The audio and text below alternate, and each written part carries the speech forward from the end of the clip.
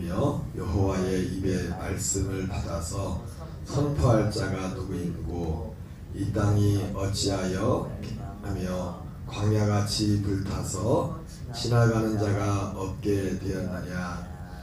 여호와께서 말씀하시되 이는 그들이 내가 그들의 앞에 세운 나의 율법을 버리고 내 목소리를 순종하지 아니하며 그대로 행하지 아니하고 그 마음의 완악함을 따라 그 조상들이 자기에게 가르친 바알들을 따랐습니다.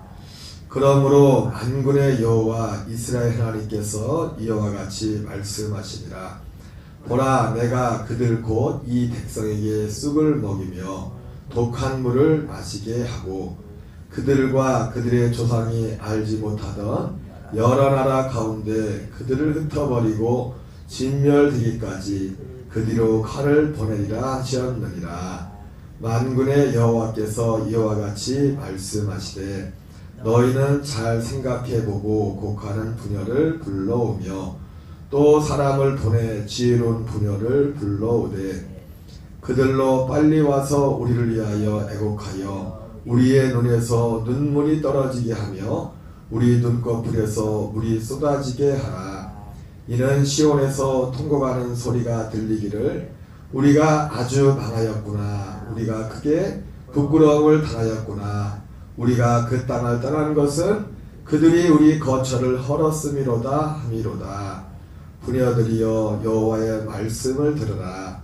너희 귀에 그의 입의 말씀을 받으라. 너희 딸들에게 애곡하게 하고 각기 이웃에게 슬픈 노래를 가르치라. 무릇 사망이 우리 창문을 통하여 넘어 들어오며 우리 궁실에 들어오며 밖에서는 자녀들을 거리에서는 청년들을 멸절하려 하느니라. 너는 이같이 말하라. 여호와의 말씀에 사람의 시체가 분토같이 들에 떨어질 것이며 추수하는 자의 뒤에 버려져 거두지 못한 곡식단같이 되리라 하셨느니라. 아멘. 할렐루야. 오늘은 에레미야 9장 12절부터 22절까지 본문의 말씀을 중심으로 이 일을 깨달을 만한 지혜가 있어야 합니다. 이 일을 깨달아야 할 만한 지혜가 있어야 합니다라는 제목으로 하나님의 말씀을 전하도록 하겠습니다. 오늘 에레미야 9장 12절에 보면은 지혜가 있어서 이 일을 깨달을 만한 자가 누구며 여호와의 입을 말씀을 받아서 선포할 자가 누구인고 그러면서 이 땅이 어찌하여 멸망하여 광야같이 불타서 지나가는 자가 없게 되었느냐 이렇게 말씀하고 있습니다. 여기 9장 12절에 지혜가 있어서 이 일을 깨달을 만한 자 이렇게 되어 있는데 여기서 말하는 이 일이 뭐냐면은 바로 뒤에 나오는 어찌하여 이 땅이 어찌하여 멸망하여 광야같이 불타서 지나가는 자가 없게 되느냐. 마지막 22절에 보면은 그런 표현이 있죠. 길랏에 위약이 있지 않아. 9장 20절인데 9장 20절에 보면은 너는 이같이 말하라. 여호와의 말씀에 사람의 시체가 분토같이 떨어질 것이며 추수하는 자의 뒤에 버려져 거두지 못한 곡식단같이 되리라. 이런 이거 좀 더 강하게 돼 있죠. 표현이 유다와 예루살렘에 임하는 그런 심판에 관한 이야기죠. 근데 여기서 말하는 이 일은 유다와 예루살렘에 임하는 그 심판의 모습을 보면서 왜 이런 일이 일어났는가? 왜 이런 일이 일어났는가? 그도 그럴 것이 사람의 선입견이라는 것이 어떤 한 번 들어온 이 이론 그리고 특별히 평생 그를 붙잡아 그것이 바른 것이라면 참 다행이겠지만은 잘못된 것은 다른 것은 그 한 번 딱 이 된 그것을 이 머리에서 빼낸다는 것은 보통 힘든 게 아닙니다. 그러니까 특별히 전에 서두에 에레미야를 전하면서 말씀을 드렸지만 에레미야서의 이 문제는 가장 큰 문제는 뭐냐면은 에레미야라는 사람 자체는 사실은 본인에게도 어떻게 보면 정체성이 혼란이 왔을지도 모릅니다. 그는 원래 제사장이었는데 선지자의 사명을 선지자로 부름을 받았으니까 제사장과 선지자를 굳이 쉽게 구분하면 물론 다 그들의 뿔은 그 근원은 하나님께 두고 있는 겁니다. 하나님이 제사장이나 선지자나. 근데 그들이 하는 역할을 굳이 우리가 쉽게 표현한다면은 제사장은 사람들 입장에 서가지고 하나님 앞에 사람들의 그 약함들을 중보해주는 그런 역할을 한다면 선지자는 하나님 편에 서서, 물론 사실 제사장도 하나님 편이죠. 우리가 봤지만은, 지난번에도 봤지만 하나님 마음속에 두 가지 마음, 어제 말씀에 나오지만은 극단적인 처방을 할 수 밖에 없었던 하나님의 그 처방 가운데 한 마음에는 하나님이 내 마음에 내가 눈물을 흘리는 그런 그 하나님이 나오고 또 한편에는 그들의 어떤 심판을 굉장히 무섭게 심판하는 그 모습, 하나님 안에 그 모습이 다 있단 말입니다. 그러니까 원래 제사장이었던 그 에레미야 개인적인 입장에서도 선지자의 사명을 감당한다는 것이 어떤 면에서는 정체성이 혼란하고 그렇지만은 그러한 면이 있었을 겁니다. 그런 것처럼 그 이스라엘의 지금 에레미야라는 선지자, 물론 그 전에도 하나님이 선지자를 계속 보냈지만은 에레미야가 올 때만큼 그렇게 심각하진 않았고, 그리고 전에 말씀을 드렸지만은 이 유다 백성들은 히스기야 왕에 대한 어떤 좋은 기억, 그리고 히스기야 왕 때 그 적들이 이렇게 쳐들어왔지만은 성전만을 지키고 거기 있으면 산다.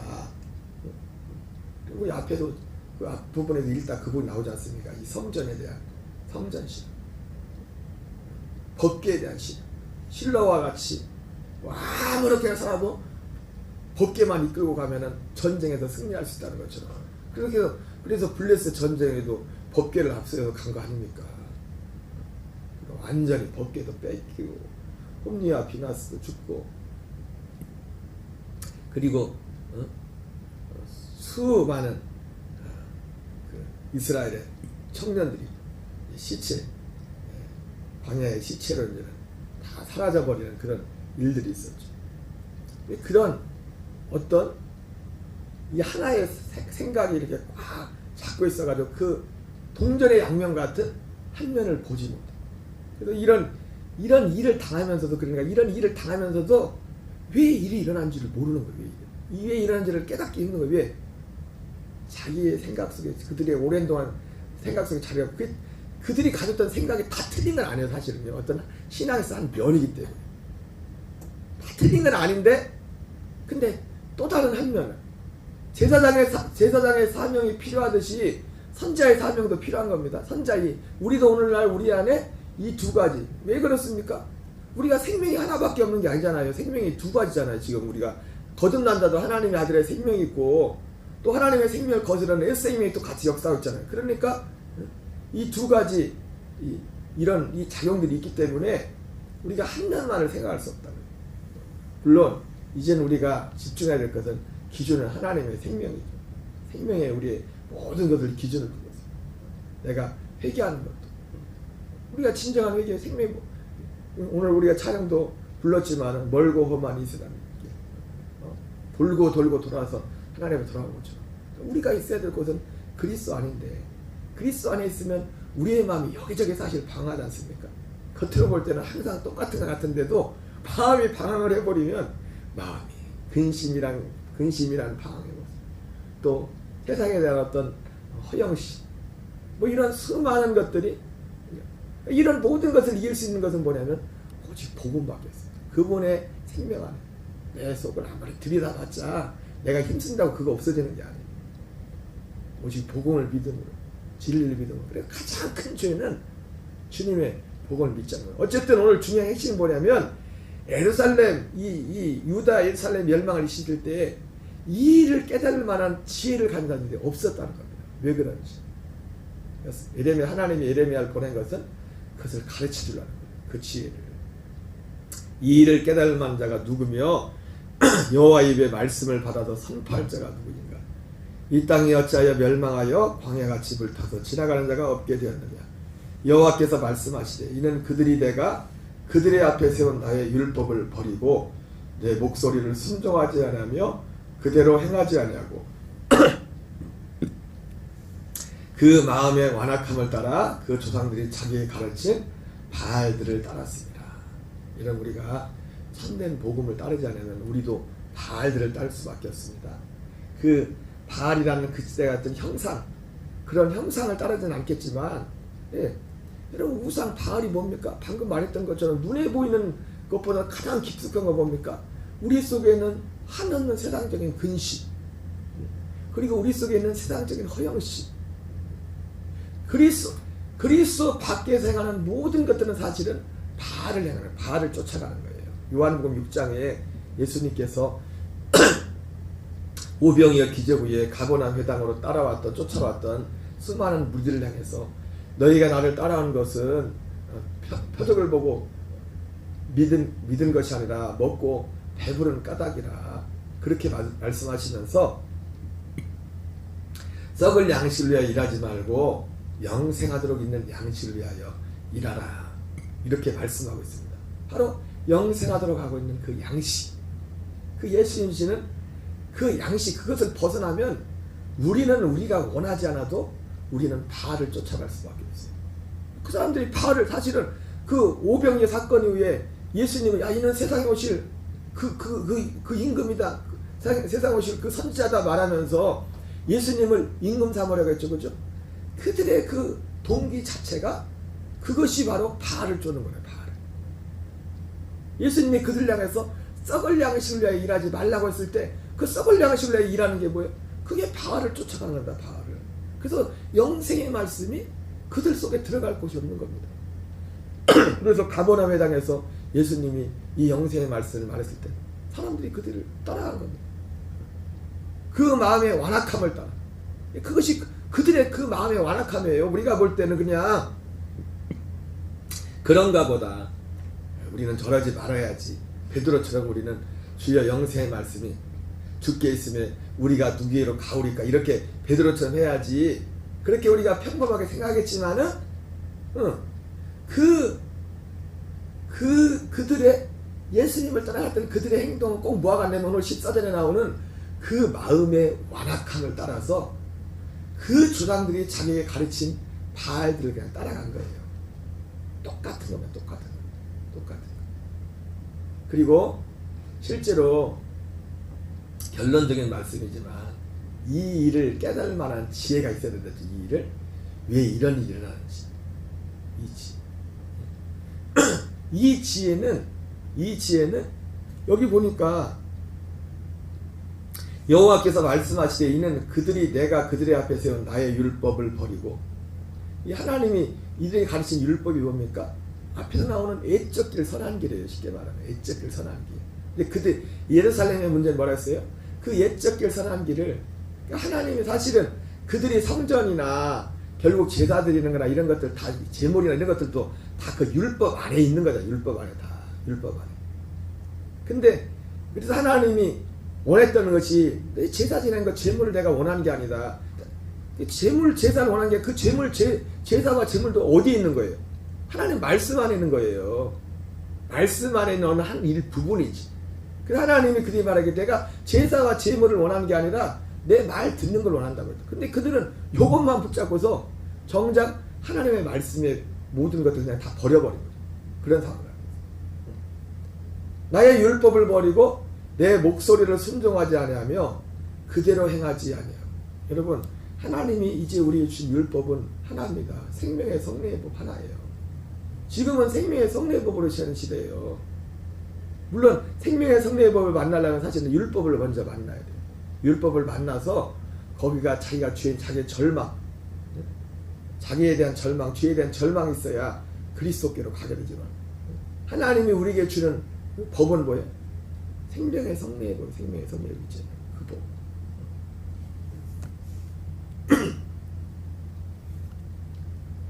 바알들을 따랐습니다. 그 원 이유, 이 일어난 이유가 결국 뭐예요? 여기는 바알들을 따랐음이라고 하지만은 하나님이 그들 앞에 세운 나의 율법을 버린 겁니다. 내 목소리를 순종하자. 이거 바로 이 이유는 이것을 지키지 않은 것이고, 이런 일이 일어난 이유가 유다 예루살렘에 이러한 일들이 일어난 이유가 바로 이것 때문에 일어난 것이고, 그리고 또 근본적으로 해서 뭡니까? 이 사람들은 앞에도 우리가 봤지만 아예 알려고도 하지 않았어요. 애적 길 선한 길을 가지 않겠다. 듣지 않겠다. 하나님이 야 가서 좀 알아보고 그렇게 행해라. 그렇게 살아라 했는데 알아보려고 하지도 않아서 알아보려고 거기에 대해서. 그래서 정작 이런 일이 일어났을 때 왜 일이 일어난지를 모르는 거예요. 이거랑 똑같은 상황이 마태복음 11장 20절에 나오죠. 마태복음 11장 10절에 보면은 예수께서 권능을 가장 많이 행하신 고을들이 회개하지 아니하므로 그때 책망하시되 화 있을진저 고라시나 화 있을진저 벳세다야 너희에게 행한 모든 권능을 두로와 시돈에 행하였더라면 그들이 벌써 베옷을 입고 제에 앉아 회개하였으리라.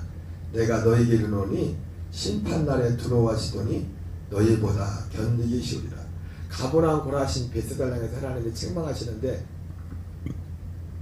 그들에게 무슨 일이 일어난다고 합니까?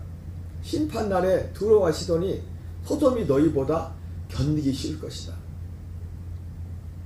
그래서 가보랑 고라신 벳세다는 그런 일이 하나님이 너희들 책망하시면서 화가 있을 것이다 했는데 이들의 문제는 뭐냐면 그들에게도 어떤 일이 일어나냐. 오늘 이 유다와 예루살렘처럼 그 일이 일어나도 왜 이 일이 일어난지를 모르는 그 사람들은. 여러분 아까 말했죠. 가버랑 고라신 벳세다는요 대표적으로 그 마음의 완악함을 따라 그 주당들이 자기 가르친 바알들을 따라간 도시들이에요. 그래서 아까 그 사람들이 가버랑 고라신 벳세다 사람들이 예수님을 임금 삼으려고 했고 그리고 가버랑까지 쫓아갔고 거기서 예수님의 생명의 말씀을 전하는데 그들이 떠나갔잖아요. 그 영생의 말씀을 알려고 하지 않았다고요. 생명의 말씀을. 그래서 떠나갔다고요. 똑같다고 지금 예루살렘 백성들하고. 그러니까 이 사람들도 나중에 하나님이 예수님 너희들 심판날에 소돔과 고모라가 너희보다 견디기 쉬울 거다. 심판날에 두로와 시돈이 너보다 견디기 쉬울 거다. 이렇게 말씀을 해. 그러니까 이 심판이 크다지 않습니까? 그리고 이 심판이 결국 이들에게 임했을 때도 이들도 똑같은 현상이 일어나는 겁니다. 대체 우리가 왜 이런 심판을 받아야 되지? 왜 이런 일을 당해야 되지? 왜? 이 지혜가 없으니까. 그 지혜는 뭐였습니까? 하나님의 앞에 여기서 말하면 율법이라는 거죠. 내가 너에게 율법을 줬는데, 율법을 줬는데 버리고 내 목소리를 순종하지 않았다. 지금 하나님이 이제 우리에게 뭘 줍니까? 율법도 말씀합니다. 율법이 필요한 사람이 있어요. 지금도 왜? 율법에 맞아 죄인인 줄 알고 또 율법 안에 우리가 죄만 깨닫게 하는 게 율법 안에 그리스도에 대한 약속이 있지 않습니까? 복음에 대한 약속이. 절기라든지 성막이라든지 다 이게 그리스도에 대한 지혜지 않습니까? 근데 똑같은 현상이에요. 똑같은 현상.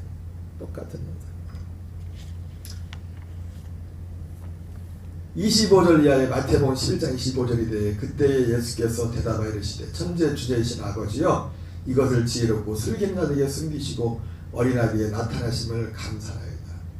올소이다 이렇게 된 것이 아버지의 뜻입니다. 내 아버지께서 모든 것을 내게 주셨으니 아버지에는 아들을 아는 자가 없고 아들과 또 아들의 소원대로 계시를 받는 자에는 아버지를 아는 자가 없느니라.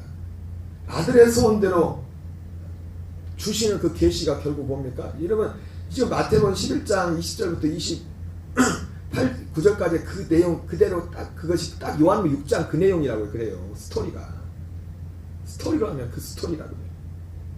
결국 이 계시는 영생의 말씀, 생명의 말씀, 예수님의 계시. 이거를 알지 못하면, 이걸 알려고 하고 이걸 알지 못하면 이것을 거부하는 것이 가장 큰 죄고 가버나 고라신 벳세다. 이것이 결국 아까 제가 서두에도 말했지만 이것이 바알들을 쫓아가는 거예요. 그럼 우리는 생명에 제가 큐티 세미나도 다녔지만 그게 참 소중하지만 자칫 잘못하면 이 생명에서 잘못 나갈 수가 있어요.